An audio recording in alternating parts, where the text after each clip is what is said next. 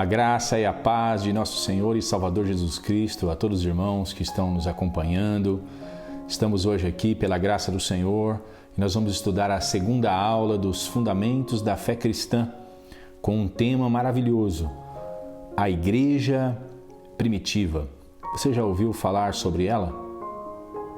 Então hoje nós vamos mergulhar nas Sagradas Escrituras buscando uma revelação mais clara sobre esse assunto tão importante que é a Igreja dos Primórdios, quando ela foi fundada pelo Espírito Santo, como está em Atos 2, no dia de Pentecostes. Espero que você possa acompanhar comigo de coração aberto, como fez com a primeira aula e agora na segunda aula.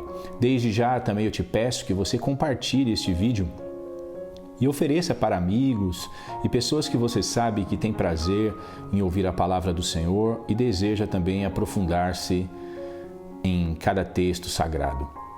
Vamos para a leitura inicial então, iniciando aqui na página 3, lição 2, Fundamentos da Fé Cristã, a Igreja Primitiva. Leia comigo. Antes de nós irmos especificamente para o texto introdutório, eu gostaria de falar sobre esta figura do peixe. Nos primeiros séculos era terrível o preconceito e a perseguição que os cristãos enfrentavam diariamente e sabemos que até hoje é considerado o grupo mais perseguido do mundo. Diante do perigo, um código de identificação foi criado entre eles. Tal código é o peixe. Um cristão, para saber se haviam irmãos na fé em um determinado local, desenhava um peixe com duas simples hastes curvas. Se um cristão estivesse ali, já saberia que um outro irmão por ali havia passado. Mas por que o peixe? Por vários motivos, mas, segundo a tradição, era devido à escrita grega da palavra peixe em letras maiúsculas. Uma pronúncia mais correta seria íctis. Os cristãos usaram a palavra para formar um acróstico, um conjunto de palavras cujas iniciais começam com cada parte de íctis. Veja o acróstico. I, de Jesus, de Jesus. O CH, de Christos, Cristo. O TH, de Theo, de Deus. O Y, de Ios, Filho. E o S, de Soter, Salvador. É interessante saber o quanto os irmãos no primeiro século amavam uns aos outros e mesmo debaixo de perseguição ferrenha, de morte e de ameaças constantes, criavam ainda meios de poderem identificar um ao outro sem que fossem descobertos. Após essa simples explicação, agora sim nós podemos ir para o texto introdutório. A expressão Igreja Primitiva nada mais é do que uma referência à origem da mesma. Muitos usam-na com um sentimento saudoso ou até mesmo utópico, uma vez que a realidade vivida atualmente se distancia e muito daquilo que se lê sobre ela nas Sagradas Escrituras. A proposta dessa lição é não só nos aprofundarmos no assunto em questão, extraindo alguns conceitos doutrinários que levaram a igreja do primeiro século a ser o luzeiro de Cristo, mas torná-los praticáveis novamente em nossa geração. Baseados aqui nesta introdução, ficou bem claro que eu faço uma crítica à igreja, ao sistema conhecido hoje como evangélico no Brasil e no mundo. Por quê? Porque quando nós falamos de igreja primitiva e comparamos com o modelo de igreja atual, quase que nós não encontramos nada similar, quase que não há nada em comum, a não ser talvez o nome de Jesus Cristo. E talvez muitos pensem que isso talvez não importe, mas isso importa sim, porque a igreja primitiva é o modelo aprovado, é o modelo original da igreja. Aqui, neste princípio de reflexão, nós podemos destacar uma diferença gritante da igreja primitiva, que seria o sentimento templista. Você sabe o que é isso? Quando nós falamos sobre sentimento templista, falamos de um sentimento exagerado, exacerbado, um amor pelo pátio, pelo salão, pelo galpão aonde as pessoas se reúnem. Coisa que não era uma realidade na igreja do primeiro século, do segundo e do terceiro século. Os irmãos adoravam a Deus por meio da pregação da palavra. Os estudos bíblicos e as reuniões eram feitas nos lares. Diferentemente de hoje, onde nós vemos milhares e milhares de pessoas muitas vezes reunidas, naquela época eles tinham como princípio elementar o que Jesus havia dito: aonde 2 ou 3 estiverem reunidos, ali estarei eu no meio deles. Certamente, esta era uma das vertentes mais claras, absolutas e saudáveis da igreja. Por que eu digo isso? Porque o cuidado, não só pastoral, mas de irmãos uns para com os outros, o cuidado mútuo era muito grande. Então, a assistência também passava a ser uma coisa mais clara, dizendo-se uma coisa mais íntima. Todos conheciam todos, os irmãos sabiam das necessidades uns dos outros. Hoje eu sei que existem igrejas que, se você estiver frequentando-as e morrer, ninguém vai nem no seu velório, porque não sabe nem que você morreu, de tanta gente que tem naquele lugar. Porque parece-se mais com uma organização, um sistema religioso, onde uma pessoa eclesiástica ou um sacerdote chega naquele local, ou um artista sobe ao palco, ele faz a sua apresentação, há aquele movimento de entretenimento e ele vai embora e fecha-se as cortinas e cada um toma conta da sua própria vida. Isso não é a Igreja de Jesus Cristo. Desde já, eu mantenho aqui esta crítica, declarando que, para muitos, é utopia até olhar para o passado e ver aquela igreja maravilhosa, onde os irmãos se amavam, onde eles tinham tudo em comum. Eu gostaria de ler um texto, antes mesmo de nós irmos para a continuidade do estudo, que se encontra em Atos 2. Vamos abrir? Atos, capítulo 2, a partir do versículo 42. E perseveravam na doutrina dos apóstolos, e na comunhão, e no partir do pão, e nas orações, e em cada alma havia temor, e muitas maravilhas e sinais se faziam pelos apóstolos. Todos os que criam estavam juntos e tinham tudo em comum. Vendiam suas propriedades e fazendas e repartiam com todos, segundo cada um tinha necessidade. E perseverando unânimes todos os dias no templo e partindo pão em casa, comiam juntos com alegria e singeleza de coração, louvando a Deus e caindo na graça de todo o povo. E todos os dias acrescentava o Senhor à igreja aqueles que se haviam de salvar.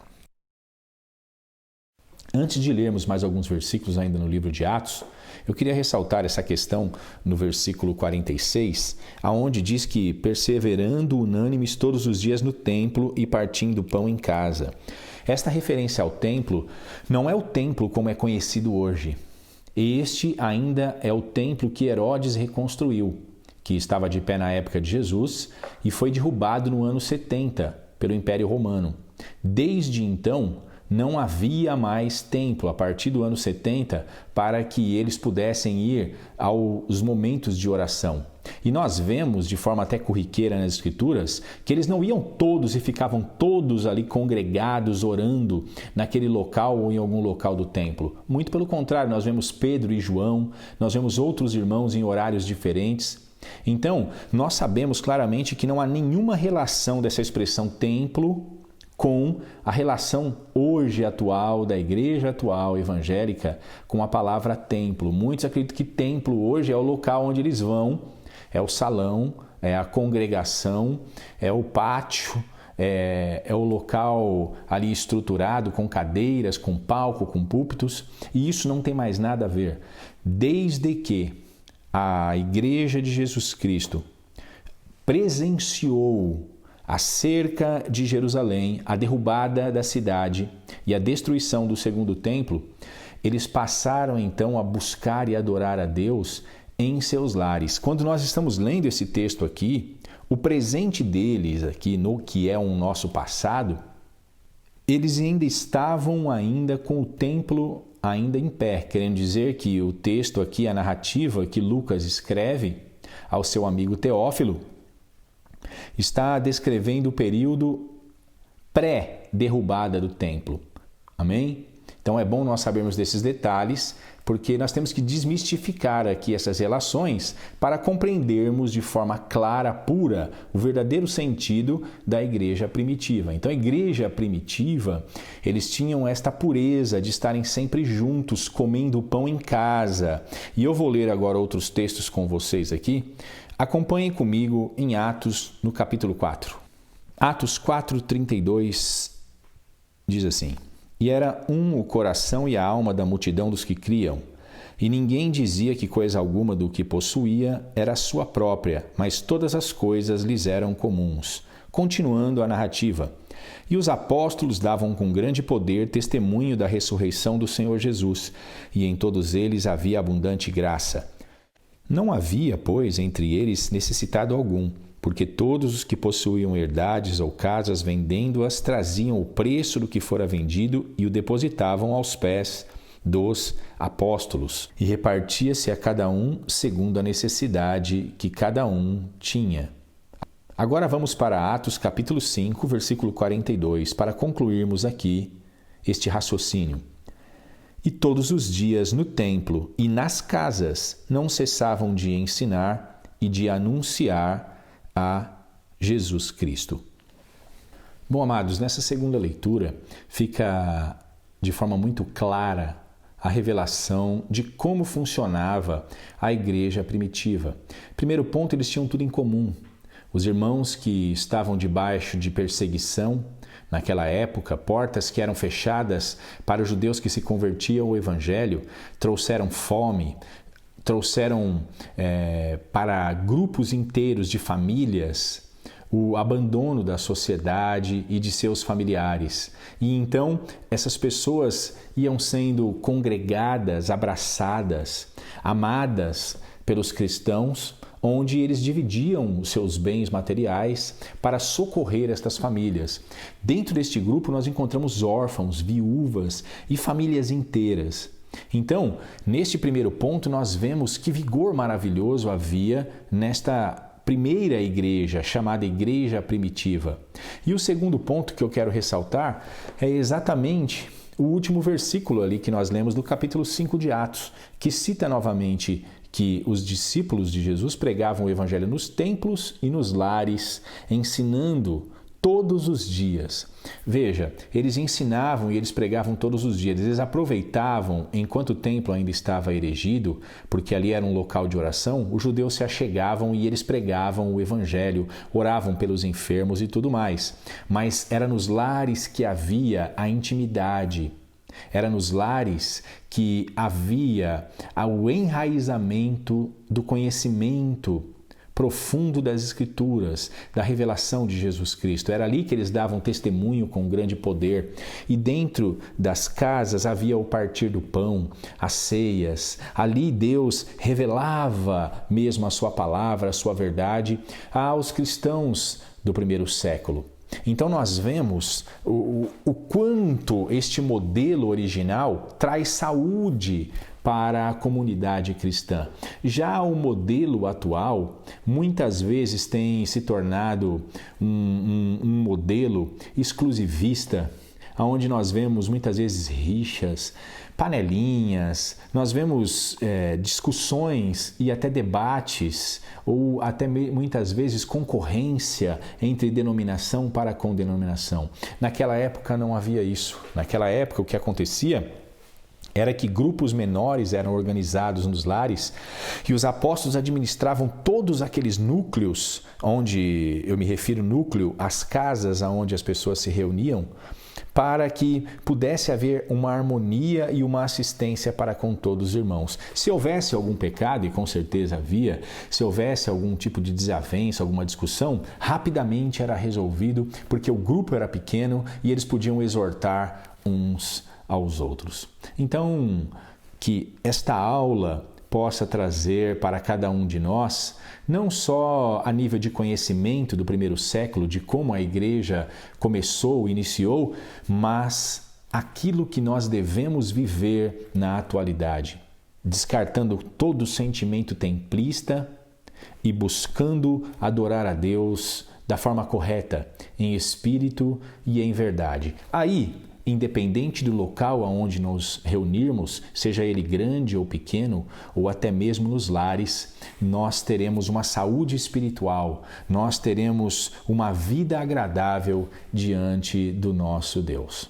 Amém? Vamos continuar a narrativa, a leitura da apostila. Entendendo o conceito de igreja. A igreja, nas Escrituras, é sinônimo do corpo de Cristo. Colossenses 1, 24. Vamos ler. Regozijo-me agora no que padeço por vós, e na minha carne cumpro o resto das aflições de Cristo pelo seu corpo, que é a igreja. Erroneamente tem sido difundida a ideia de que igreja seria uma referência ao prédio da congregação, porém vemos claramente na Bíblia que tal referência se destinava sempre a um grupo de cristãos reunidos em algum local, e não o inverso. Vamos ler estes textos entre parênteses para aprofundarmos ainda mais, de forma contextual, o que eu acabei de dizer. Mateus, capítulo 18, versículo 17, primeiro. E se não as escutar, dize-o à igreja, e se também não escutar a igreja, considera-o como um gentil e publicano. Veja que esse texto declara a igreja não como um prédio, mas como pessoas que escutavam, como grupo de cristãos que poderiam reagir diante da circunstância. Agora, Atos, capítulo 2, versículo 47. Louvando a Deus e caindo na graça de todo o povo. E todos os dias acrescentava o Senhor à igreja aqueles que se haviam de salvar. Outro texto que mostra claramente que o Senhor acrescentava ao grupo de pessoas salvas a cada dia. Então, igreja aqui é sinônimo de pessoas. O corpo de Cristo é formado por membros vivos, por seres humanos, e não por paredes frias e construções, muitas vezes até mesmo desnecessárias. Ainda em Atos, capítulo 8, versículo 3. E Saulo assolava a igreja, entrando pelas casas e arrastando homens e mulheres, os encerrava na prisão. Neste texto fica claro que as igrejas eram reunidas nos lares, ou então os irmãos se reuniam nos lares, diferentemente desse sistema atual. Como eu já havia dito, não quero dizer que com isso seja errado nos reunirmos num salão, mas que dentro dos princípios da igreja primitiva, eles se reuniam e eles adoravam e eles frutificavam, mesmo em grupos pequenos dentro de seus lares. Continuando a leitura, ainda em Atos, capítulo 14, versículo 27. E quando chegaram e reuniram a igreja, relataram com grandes coisas Deus fizera por eles e como abrir aos gentios a porta da fé. Que coisa maravilhosa, porque diz que os discípulos chegaram e reuniram os irmãos. Irmãos aqui está sendo referido como a igreja. Igreja aqui é sinônimo dos irmãos reunidos. Continuando ainda os textos, entre parênteses, Romanos capítulo 16, versículo 5 e versículo 16. Saudai também a igreja que está em sua casa. Saudai a Epêneto, meu amado, que é as primícias da Ásia em Cristo. Que texto chega a ser poético, quando Paulo diz que Epêneto era um amado que foi um dos primeiros a se converterem na Ásia a Cristo pela pregação do apóstolo Paulo. Mas veja na parte A do versículo, onde nós vemos saudai também a igreja que está em sua casa, se referindo às pessoas que se reuniam na casa de um determinado irmão. Então aqui, novamente, igreja é sinônimo de um grupo pequeno de pessoas reunido nos lares. 1 Coríntios, capítulo 1, versículo 2. A igreja de Deus que está em Corinto, aos santificados em Cristo Jesus, chamados santos, com todos os que em todo lugar invocam o nome de nosso Senhor Jesus Cristo, Senhor deles e nosso. Veja que não havia um único local específico, mas o texto é bem claro. Aos santificados em Jesus, chamados santos. Paulo aqui é enfático e é muito claro. A igreja de Deus que está em Corinto, ele está dizendo que a igreja formada por homens salvos que havia em Corinto não estava centralizada num único local ou num templo central, mas em todos os lugares aonde eles se reuniam, Paulo disse: com todos os que em todo lugar invocam o nome de nosso Senhor Jesus Cristo, Senhor deles e nosso. Esses são chamados santos. Então, os santos aqui também é um título dado aos cristãos que se reuniam em todos os lugares de Corinto, obviamente nos lares, para adorar, aprender e compartilhar sua fé com os outros em Corinto. Gálatas capítulo 1, versículo 13. Porque já ouviste qual foi antigamente a minha conduta no judaísmo, como sobremaneira perseguia a igreja de Deus e a assolava. Veja que aqui Paulo afirma claramente que perseguia a igreja de Deus. Ninguém persegue templos. Ele obviamente está se referindo aos irmãos que eram perseguidos. Efésios capítulo 5, versículo 27. Para apresentar a si mesmo igreja gloriosa, sem mácula nem ruga, nem coisa semelhante, mas santa e irrepreensível. Ele não está falando aqui da suntuosidade de um local ou de um templo de pedra, mas ele está falando aqui de apresentar homens e mulheres com uma moral irrepreensível, com uma vida totalmente agradável ao Senhor. Aqui ele está fazendo uma referência clara à santidade que deve habitar no coração daqueles que se autoconsideram cristãos por meio de sua fé. E o último texto aqui, Filemão, versículo 2. Note que o livro de Filemão não tem, na verdade, capítulos. Então, nós nos referimos somente aos versículos contidos nele. Assim diz o versículo 2: E a nossa irmã Áfia, e a Arquipo, nosso companheiro, e a igreja que está em tua casa.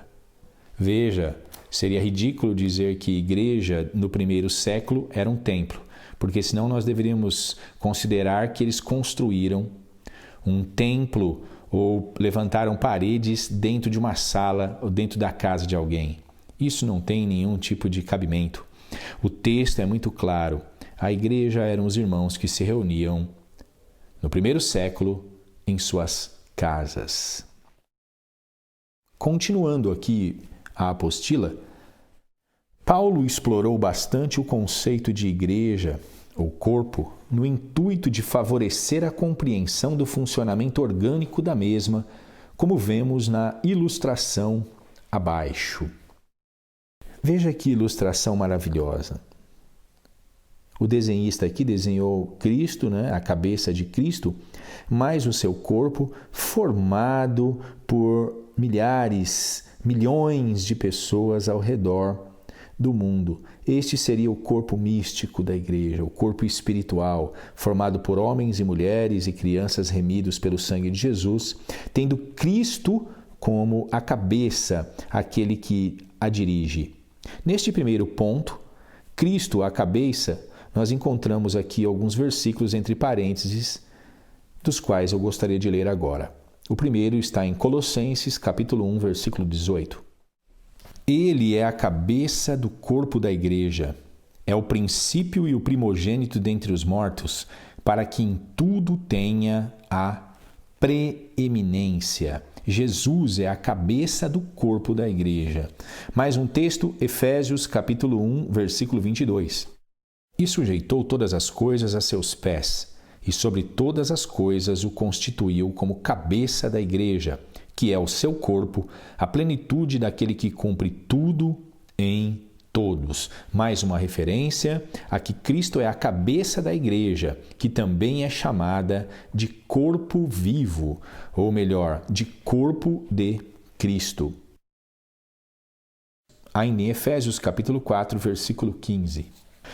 Antes, seguindo a verdade em amor, cresçamos em tudo naquele que é a cabeça, Cristo, Vamos ler o versículo 16. Do qual todo o corpo, bem ajustado e ligado pelo auxílio de todas as juntas, segundo a justa operação de cada parte, faz o aumento do corpo para a sua edificação em amor. Aqui nós vemos claramente Paulo declarando que a Igreja de Jesus é formada por homens, por seres humanos. Cada um deles tem uma função específica, assim como o corpo humano é formado por membros, também o corpo de Cristo é formado por homens, por membros, tendo cada um deles o auxílio uns dos outros, para que cada um opere segundo o seu chamado diante de Deus. E o último texto, ainda em Efésios, capítulo 5, versículo 23.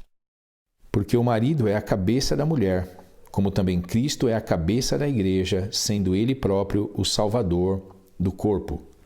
Neste texto, embora Paulo estava falando sobre deveres domésticos, ele faz uma relação maravilhosa, declarando que o marido é aquele que cuida da sua esposa.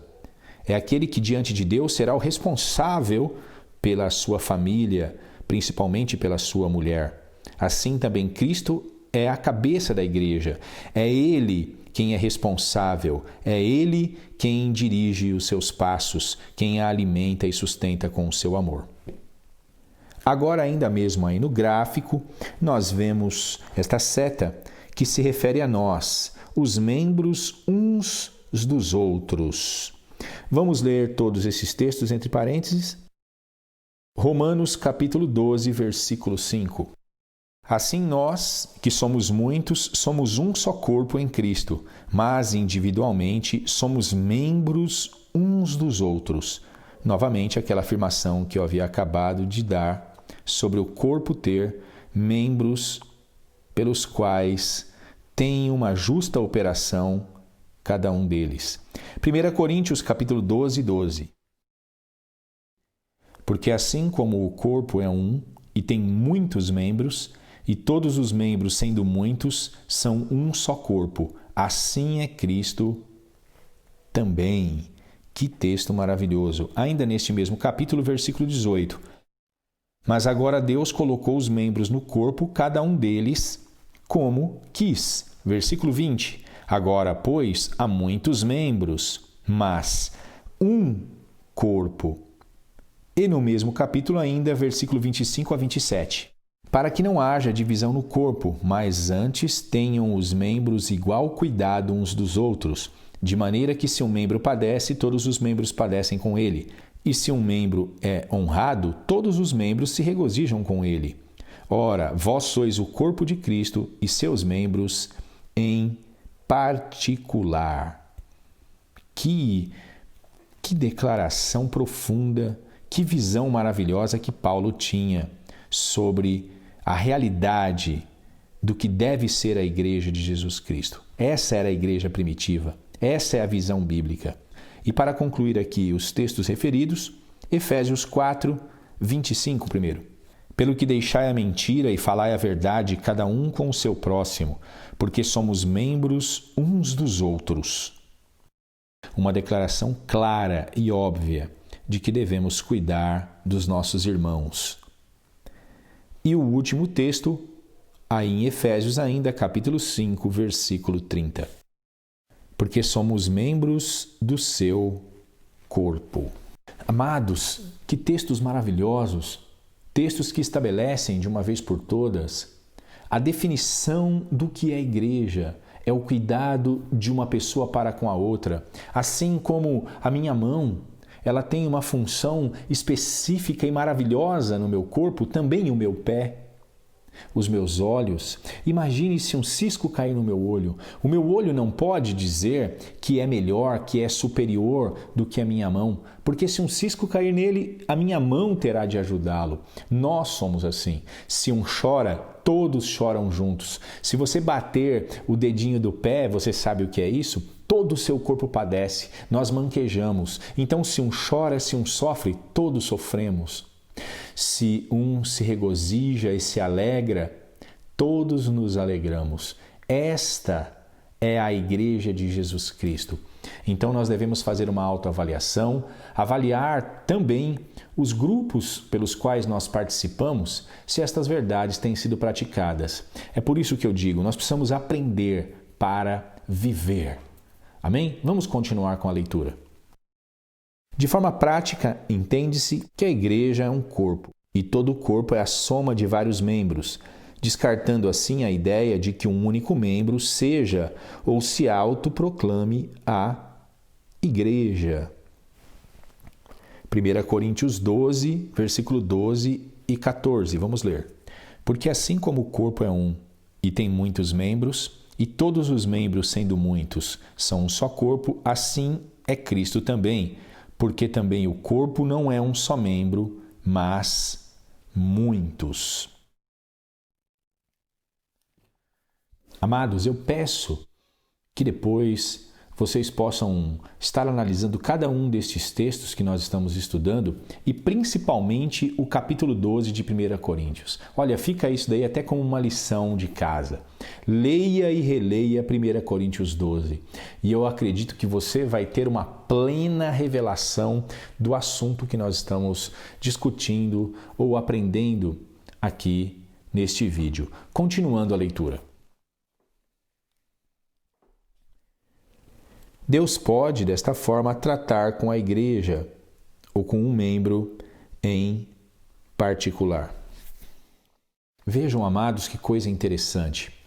Eu não posso me autoproclamar a igreja. Não, eu, Alexandre, não sou a igreja.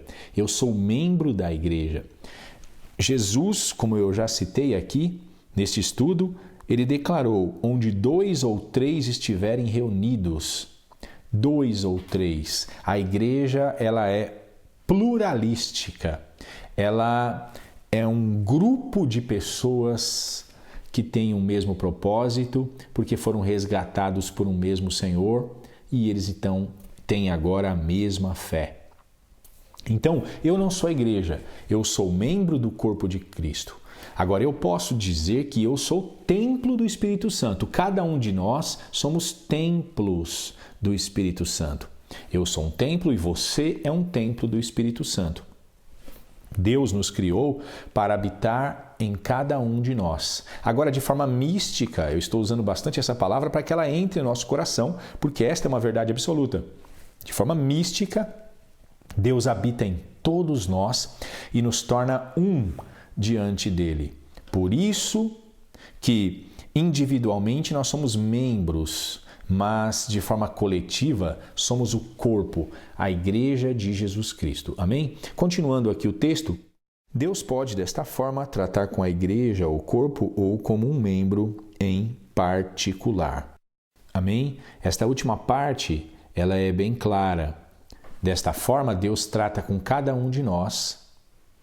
Ele nos chama de filhos e especificamente desenvolve com cada um de nós ali a sua intimidade. A nossa relação é de adoração. A nossa relação é espiritual com Ele. Independente se eu estou reunido com as pessoas ou não, eu devo adorá-lo porque eu pertenço a Ele. Mas também coletivamente, os benefícios de sua graça nos alcançam a todos. Por isso nós devemos estar sempre unidos pela mesma fé, unidos pelo elo, pelo vínculo da perfeição que é o amor. Continuando ainda na apostila. Vários textos dos evangelhos revelam a igreja como sendo um organismo pluralístico. Vamos ler esses textos entre parênteses. Mateus 18, versículo 19 e 20. Também vos digo que se 2 de vós concordarem na terra acerca de qualquer coisa que pedirem, isso lhes será feito por meu Pai que está nos céus, porque onde estiverem 2 ou 3 reunidos em meu nome, aí estou eu no meio deles. Lucas capítulo 10, versículo 1. E depois disso designou o Senhor ainda outros 70 e mandou-os adiante da sua face de 2 em 2, a todas as cidades e lugares aonde ele havia de ir. Veja que a obra neste versículo é muito clara. O Senhor não mandou de 1 em 1, mas de 2 em 2, para que um auxiliasse o outro e reforçasse ali a ajuda na pregação do Evangelho. E por último, Efésios 5, 31, 32. Por isso deixará o homem seu pai e sua mãe, e se unirá à sua mulher, e serão dois numa carne.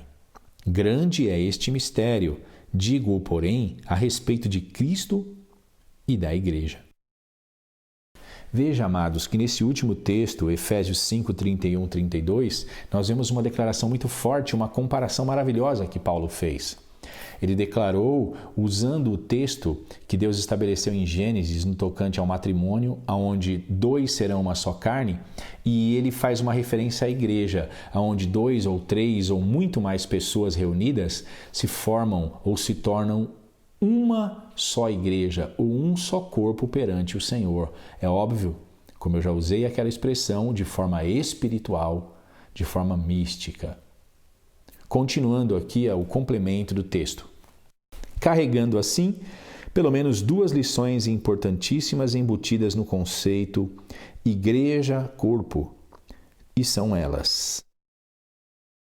Bom, amados, após a conclusão aqui do raciocínio, como eu havia dito, nós vamos ler exaustivamente vários textos para que a compreensão geral do assunto que nós estamos abordando sobre a igreja primitiva, que era um corpo vivo, atuante na sociedade da época, também possa ser a nossa realidade. Então abra mesmo seu coração e se concentre, porque será, como eu disse, uma leitura exaustiva. Vamos para os textos. Primeiro ponto que mostra a igreja num sentido pluralístico é a comunhão. Vamos ler todos esses textos. Atos 2, primeiramente, versículo 42. E perseveravam na doutrina dos apóstolos e na comunhão e no partir do pão e nas orações. Ainda em Atos, capítulo 3, versículo 1. Pedro e João subiam juntos ao templo à hora da oração, a nona.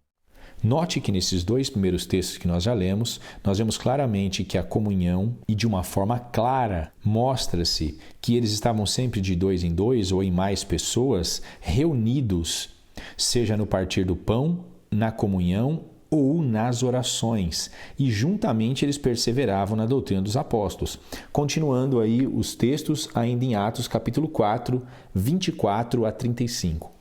E ouvindo eles isto, unânimes levantaram a voz a Deus e disseram: Senhor, Tu és o que fizeste o céu e a terra e o mar e tudo o que neles há. Que disseste pela boca de Davi teu servo, por que bramaram as gentes e os povos pensaram coisas vãs?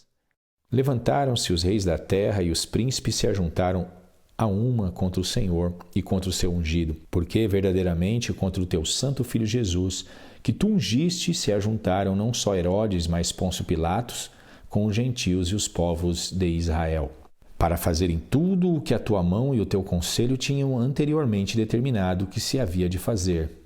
Agora, pois, ó Senhor, olha para as suas ameaças e concede aos teus servos que falem com toda a ousadia a tua palavra, enquanto estendes a mão para curar e para que se façam sinais e prodígios pelo nome do teu santo Filho Jesus. E tendo eles orado, moveu-se o lugar em que estavam reunidos, e todos foram cheios do Espírito Santo e anunciavam com ousadia a palavra de Deus. Antes de nós continuarmos na leitura, eu quero ressaltar este texto porque ele mostra como era a realidade dos irmãos na igreja primitiva. Diz que eles estavam orando com intensidade. Eles, quando se reuniam com a meta de aprender e de orar. E aqui a oração foi tão intensa que o texto diz que o local moveu-se. Este movimento não foi um movimento geográfico, não foi um pequeno terremoto, não. Foi um movimento espiritual. Foi uma vibração do Espírito Santo dentro de cada um dos membros do corpo de Cristo. E de tal forma foi este poder derramado, esta inspiração sobre eles, que o texto diz que eles ficaram cheios do Espírito Santo e saíram dali anunciando a palavra de Deus com ousadia. Ora, amados, essa é a igreja viva de Jesus Cristo. É isso que nós temos que hoje, na atualidade, estarmos vivendo. Continuemos os textos. 1 Coríntios capítulo 1, versículo 9. Fiel é Deus, pelo qual foste chamados para a comunhão de seu Filho Jesus Cristo, nosso Senhor. Ainda aí em 1 Coríntios, capítulo 10, versículo 16. Porventura o cálice de bênção que abençoamos não é a comunhão do sangue de Cristo? O pão que partimos não é porventura a comunhão do corpo de Cristo? Aqui é uma referência à ceia de Jesus Cristo, que eles continuaram a promover para trazer reflexão na época apostólica. E um último texto aí sobre o tópico comunhão, 1 João capítulo 1, versículo 7. Mas se andarmos na luz, como Ele na luz está, temos comunhão uns com os outros, e o sangue de Jesus Cristo, seu Filho, nos purifica de todo o pecado. Eu quero ressaltar aqui neste primeiro ponto que comunhão não é o que muitas pessoas pensam. Muitas pessoas pensam que comunhão é simplesmente estarem reunidos debaixo de um teto, aonde quer que seja. Não, isso não é comunhão. Muitas famílias sentam numa sala e assistem à televisão, algum programa, e muitas vezes é uma família destruída. Então, o simples fato de estarmos do lado uns dos outros não significa que temos comunhão. Quantas não são as pessoas reunidas dentro de salões de igrejas evangélicas que se sentem completamente sozinhas? Não é verdade? Uma ótima alegoria para compreendermos isso é a questão da amizade. O verdadeiro amigo não é aquele que você pode contar com ele somente quando ele está junto de você, sentado ao seu lado, mas é aquele que, mesmo que você não o veja por longos tempos, ele ainda continua no seu coração, porque o respeito mútuo é aquilo que faz com que o elo da amizade permaneça. Então, comunhão é nós estarmos vivendo no mesmo propósito, na mesma fé, é nós estarmos buscando ao Senhor numa mesma intensidade, com uma mesma vontade, que é a de adorá-lo em espírito e em verdade. Então, que nós saibamos a verdadeira definição para a palavra comunhão. Vamos para o segundo ponto? Vemos aqui no segundo ponto a palavra amor. Primeiro texto, Efésios 4:16. Do qual todo o corpo, bem ajustado e ligado pelo auxílio de todas as juntas, segundo a justa operação de cada parte, faz o aumento do corpo para a sua edificação em amor. Veja que o amor aqui é colocado como o cimento que faz com que os blocos sejam fixados uns nos outros e se mantenham firmes. Este é o elo que deve residir em nossos corações. Colossenses capítulo 2, versículo 2. Para que os seus corações sejam consolados e estejam unidos em amor e enriquecidos da plenitude da inteligência para conhecimento do mistério de Deus, Cristo. Texto maravilhoso. 1 Tessalonicenses capítulo 4, versículo 9.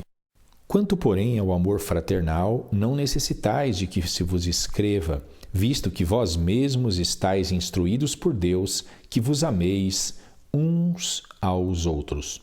Esta referência de Paulo, instruídos por Deus, diz respeito ao segundo mandamento que foi enfatizado por nosso Senhor Jesus Cristo. Amai ao teu próximo como a ti mesmo. Continuando aí os textos, 2 Tessalonicenses capítulo 1, versículo 3. Sempre devemos, irmãos, dar graças a Deus por vós, como é de razão, porque a vossa fé cresce muitíssimo e o amor de cada um de vós aumenta de uns para com os outros. Coisa maravilhosa de se ver e de se viver. Hebreus capítulo 10, versículo 24. E consideremo-nos uns aos outros para nos estimularmos ao amor e às boas obras. Este texto é um texto maravilhoso porque mostra que nós devemos estar sempre presentes na vida uns dos outros por meio do elo do amor, tendo uma grande consideração pelo nosso próximo. 1 Pedro, capítulo 1, versículo 22. Purificando a vossa alma na obediência à verdade, para amor fraternal não fingido, amai-vos ardentemente uns aos outros com um coração puro. Isto é um mandamento que deve ser levado ao pé da letra na atualidade. 1 Pedro ainda, capítulo 3, versículo 8. E finalmente, sede todos de um mesmo sentimento, compassivos, amando os irmãos entranhavelmente, misericordiosos e afáveis. Olha só, o amor deve ser entranhável, das entranhas, deve ser profundo. O amor tem de vir do interior, do mais profundo do nosso ser. Ele tem que ser verdadeiro. E por último, 1 João, capítulo 4, versículo 12. Ninguém jamais viu a Deus. Se nós amamos uns aos outros, Deus está em nós e em nós é perfeito o seu amor. Este último versículo que nós acabamos de ler, além de ser maravilhoso, ele pode ser considerado um resumo de todos os demais versículos que nós lemos aqui neste tópico chamado amor. Nós devemos cuidar uns dos outros, nós devemos amar de forma entranhável, e tudo isso está sendo avaliado por Deus nos céus. O que o Senhor espera de cada um de nós é que nós vivamos esta verdadeira realidade da fé. Mesmo não vendo a Deus, nós possamos amar uns aos outros como se nós estivéssemos amando a Ele mesmo. Porque quando eu amo meu irmão, então eu demonstro amor por Deus. E o contrário também é uma verdade absoluta. Se eu não amo meu irmão, a minha afirmação de que amo a Deus é falsa. Porque se eu não amo meu irmão que eu vejo, como disse o apóstolo João, como eu amarei a Deus que eu nunca vi? Quer ler esse texto? Vamos dar uma lida então aqui em 1 João. 1 João, capítulo 4, versículo 19 em diante. Nós o amamos porque ele nos amou primeiro. Se alguém diz, eu amo a Deus e aborrece a seu irmão, é mentiroso. Pois quem não ama seu irmão, ao qual viu, como pode amar a Deus a quem não viu? E dele temos este mandamento, que quem ama a Deus, ame também seu irmão. Nada mais claro do que isto, não é verdade, amados? Então, amar a Deus não é cantar num coro de uma igreja, não é estarmos falando simplesmente com os nossos lábios. O verdadeiro amor a Deus é demonstrado ao nosso próximo. Vamos para o último tópico da lição de hoje. Membros uns dos outros. A expressão membros uns dos outros, muito usada por Paulo, cria uma atmosfera de unidade e cuidado mútuo que sinaliza uma justiça que não vemos neste mundo. Vamos conferir estes textos? Romanos capítulo 12, versículo 5 primeiro. Assim nós que somos muitos, somos um só corpo em Cristo, mas individualmente somos membros uns dos outros. Agora, comparando esse texto com 1 Coríntios capítulo 12, versículo 25. Para que não haja divisão no corpo, mas antes tenham os membros igual cuidado uns dos outros. E por fim, Efésios 4, 25. Pelo que deixai a mentira e falai a verdade, cada um com o seu próximo, porque somos membros uns dos outros. Essa tríade paulina, esses 3 textos do apóstolo Paulo, eles fazem referência a uma realidade que nós não encontramos no mundo, porque no mundo dificilmente você encontrará este amor. Talvez você já tenha tido a experiência de entrar num local onde há outras pessoas e dar um bom dia, uma boa tarde, uma boa noite e ninguém responder. Entrar num elevador e a pessoa sequer olhar no seu rosto. As pessoas hoje muitas vezes moram em apartamentos, num prédio, e elas não conhecem os seus vizinhos que estão morando ali há anos em sua frente. As pessoas muitas vezes não olham umas para as outras. Existem países, como países europeus, onde isso se tornou já uma cultura. Você passa e parece que você é invisível. Paulo diz que não pode ser assim a Igreja de Jesus Cristo. Nós temos que ter cuidado uns dos outros. Então devemos estar sempre nos lembrando que o nosso irmão precisa também do meu carinho, do meu amor e da minha assistência. Se nós pensarmos desta forma, então todos seremos ajudados pelo Senhor e pelo seu Espírito, porque estaremos vivendo a realidade de um corpo que vive de forma unânime, que vive de forma aonde o amor é a base de seu relacionamento. Continuando aqui a parte final da apostila. Fica patente, assim, que o sacrifício de Cristo tende a gerar na nova criatura não só os benefícios maravilhosos da graça, mas a construção de uma nova consciência de responsabilidades no indivíduo. A graça é algo maravilhoso, ela nos traz o benefício do perdão, da reconciliação com Deus, mas não é só isso que Deus quer. Quando se fala em graça, também se fala em exigência. Qual é a exigência da graça? A exigência da mudança é nós sairmos daquele tradicionalismo, daqueles conceitos filosóficos, religiosos, que tinham aquele estigma, muitas vezes, de egoísmo, de pessoas centradas em visões humanas. E agora, no novo nascimento, Deus espera de cada um de nós, por causa da liberdade que Cristo traz, por causa do poder da sua graça, uma nova vida, uma vida onde nós nos importamos com o nosso próximo, uma vida onde cada um de nós agora tem responsabilidades para com o Senhor e para com o próximo diante da sociedade. Essa é a igreja primitiva, essa é a igreja verdadeira que Deus espera nos últimos tempos. Ouça uma coisa, Jesus só vai voltar quando a igreja atual estiver dentro dos moldes da igreja primitiva. Certamente a igreja de Cristo está sendo preparada para viver uma vida superior, imbuída de amor e verdade, numa nova terra onde habita a justiça. O último versículo que nós vamos ler no estudo de hoje, 2 Pedro capítulo 3, versículo 13. Mas nós, segundo a sua promessa, aguardamos novos céus e nova terra em que habita a justiça. Glórias a Deus! Este último versículo nos traz uma compreensão clara que deve residir no nosso coração como igreja de Jesus Cristo. Viver desde já uma realidade de amor, de afeto, de ajuda, de assistência para com os nossos irmãos. Uma vida onde, desde já, estamos como que num laboratório celeste.